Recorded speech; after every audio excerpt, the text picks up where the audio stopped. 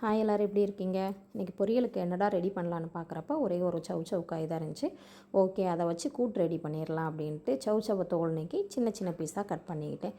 கூடவே ஒரு கப் பாசிப்பருப்பு, ஒரு 15 சின்ன வெங்காயம், காய் மூழ்கிற அளவு மட்டும் தண்ணி ஊற்றிக்கிட்டு கூடவே கொஞ்சம் பெருங்காயம், மஞ்சத்தூள் இதெல்லாம் ஆட் பண்ணிக்கிட்டேன். இப்போ காய் ஒரு விசில் வரது வரைக்கும் மட்டும் நீங்கள் வச்சுக்கோங்க. இப்போ அது மிக்ஸி ஜாரில் தேங்காய், ஒரு டீஸ்பூன் சோம்பு, ஒரு காரத்துக்கேற்ப பச்சை மிளகாய், ஒரு 4-5 பல் பூண்டு எல்லாம் ஆட் பண்ணி பேஸ்ட்டாக அரைச்சி வச்சுக்கோங்க. இப்போ கடாயில் எண்ணெய் ஊற்றி கடுகு, கருவேப்பிலை, சின்ன வெங்காயம் தாளிக்க, வரமிளகாய் எல்லாம் சேர்த்துக்கிட்டு நம்ம ரெடி பண்ணி வச்சுருந்த காயை அதில் கிண்டிக்கிட்டு இந்த பேஸ்ட்டையும் ஆட் பண்ணிக்கோங்க. ஒரு 10-15 நிமிஷம் வேக வச்சு கொத்தமல்லி இலை தூவி இறக்கிட்டிங்கன்னா சூப்பரான கூட்டு ரெடி ஆகிடுச்சு. இந்த காய் சாப்பிட்றதுனால நம்ம உடல் எடை குறையும். நீர் சத்து அதிகம் நிறைஞ்ச காய், செரிமானத்துக்கு யூஸ் ஆகும். பிடிச்சிருந்தால் லைக் பண்ணுங்கள். தேங்க்யூ ஃபார் வாட்சிங்.